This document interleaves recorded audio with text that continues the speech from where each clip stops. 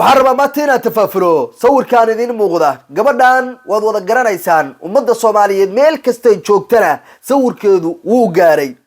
gabadhan sida ummadda Soomaaliyeed loogu soo gudbiyo waxay ahayd inay gabar xiran tahay nin oo qabay sagaal cunug ay u dhashay xabsi ay gashay ninkiina maxkamadda uu ku furay walina uur oo u leedahay xabsi nafdiida inay ku jirto ninkii gabadha hore u qabay nin gungun dhashay inuu ahay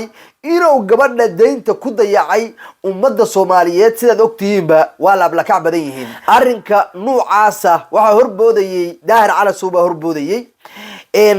in gabar Soomaaliyeed oo xabsi ku jirto wax loo arooriya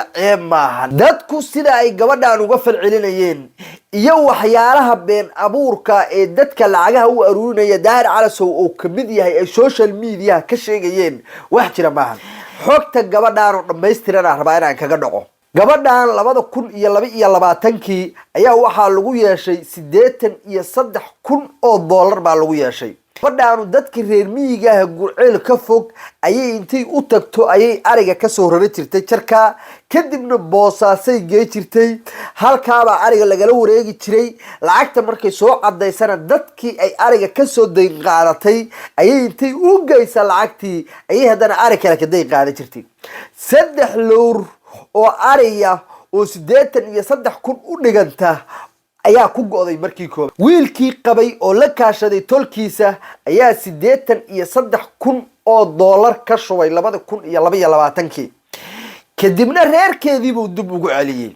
2023 ayaa gadaal waxa loogu yeeshay 52,000 magaalada Gurceel ayaa lagu maxkamadeeyay wiilkii qabay maadaama tookadii hore oo 83,000 oo ka baxshay sagaal cunugna ay u haysay meeshii ku furay waana wax nin kasta oo Soomaaliyeed oo samay lahay islaan deyn gashay oo aad ka shubtay oo hadana deyntii gadaal u gashay aduguba ma la qabteen u darso gabadhu deynta ay galayso deyn fudud maahan mag bay u dhigantaa 50,000 iyo 83,000 marka la isku daro waa 133,000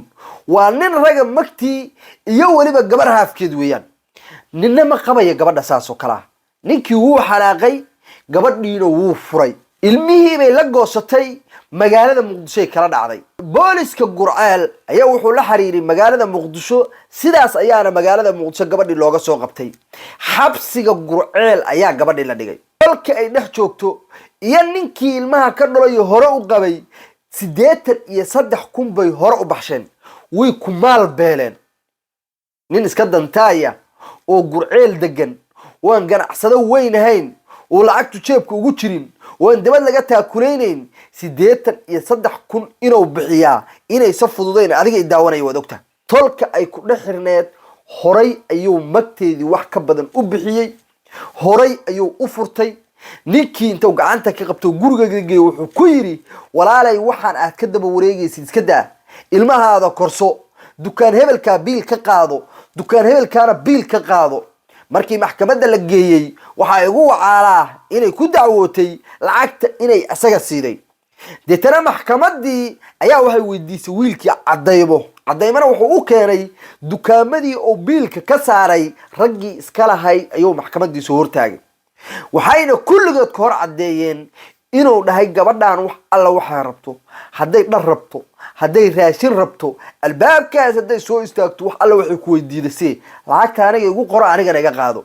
wiilashii halkaas ku marqaatay fureen waa hooyo Soomaaliyeed inaan u gafadooni ma hadalada qaarna ma istaahisho in maanta la caawiyo oo waxa deyn lagu leeyahay laga baxsho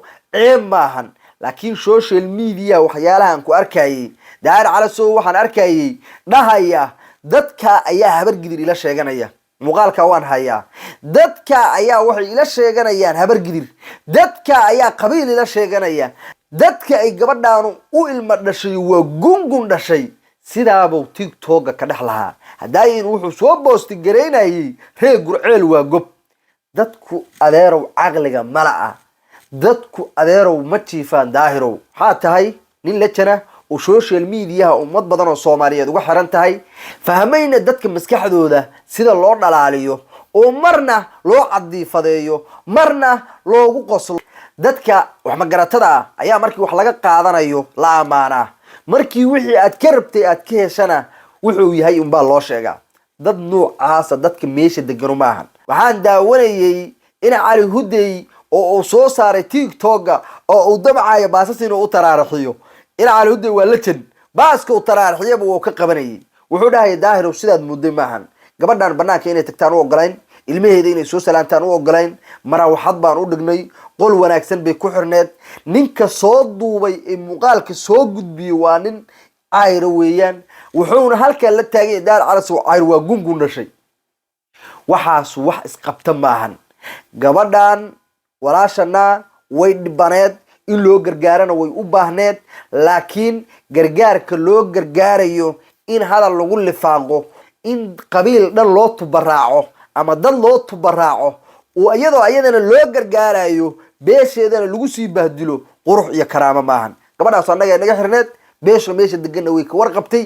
xaaladeedana si toos ah ula socdeen horeyna 83 baa looga baxshay tan ummadda Soomaaliyeed haddaysan bixin dadka meesha degan way bixi lahaayeen ama dadka deynta ku leh oo dad aad u tiro badan ah way cafin lahaayeen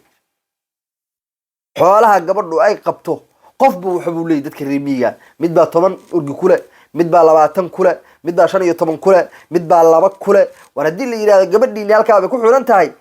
laba urgi oo ka baxday waxa maan iska cafi way cafin lahaayeen ilaa shalay ilaa xalay waxaan ka warwareeganayay gabadha walaashana oo masaakiinta ah loo gargaarayo ee wax loo aruurinayo inaan muuqaal ka daba diyaariyo waxaan sugayay inta deynta laga bixinayo kadibna xaqiiqadana sheegaan rabi intii wax bixisay ee walaashana taakulaysay ee xabsiga ka bixisay mahad korkooda ha ahaato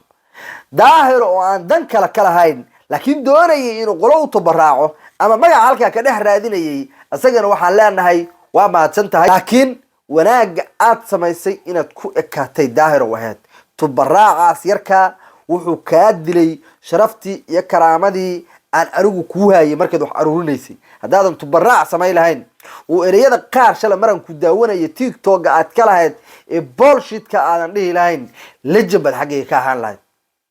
laakiin markaad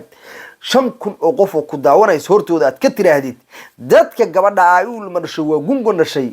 oo waliba aad ku sii dartay dadka sidaasa ee gunta ayaa hawiye nala sheeganaya ayaa habargidir nala sheeganaya ayaa shalay tiktok 5,000 oo qof ka hor lahayd adigoon waliba ogahay marka la xiriirtay gur'aal in runta lagu sheegay oo lagu yiri gabadha 83 hore looga baxshay 10,000 hore ugu ceyrtoobay haddana suuqa loogu jira lagu yiri reer gurceelkii laftirkooda lacag ay aruuriyeen oo 20,000 oo meel taalana gadaal lagu dhiibay inaad sida u tubaraacdid qurux iyo karaamo ma ahayn aad iyo aad baad mahadsantihiin muuqaalkan muuqaalka xiga waxaan isku dayi doonaa xoog saari doonaa walaalkay inaan halkan hor keeno aguna waxa dhabta ah oo jira oo dadka u sheego si dadka Soomaaliyeed ay runta u ogaadaan على حاصل هذا قبل دينتي ولا جودي وحكست وابحين هدي أو حصاشيجو يحضر أنا وحشيجو قبل دينتي اللي جودي مهورس تاجس وحقول لي هاي مركة قل لي ماذا اللي قلت الماما يو شرفتي سي كرامة اللي قلت لي يو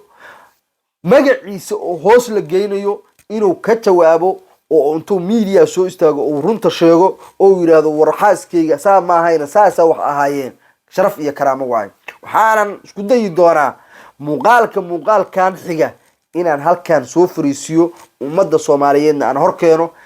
ceebta lagu tirayna oo iska tiro aad iyo aad badbaadsantiin muuqaalkan hadii uu ku soo gaaray dad badan oo Soomaaliyeed oo sida dhabta aan wax loogu sheegay si qaldan wax loogu sheegay iga gaarsii waxaad ku gaarsii kartaa adigoo sii sheer gareeya beesha magaceeda lagu dheelay hadii aad tahay oo gunta lagu tilmaamay oo la yiri habar gidirnimadeena la sheeganayaan واجب عديم بوكويها مقال كان إن القادد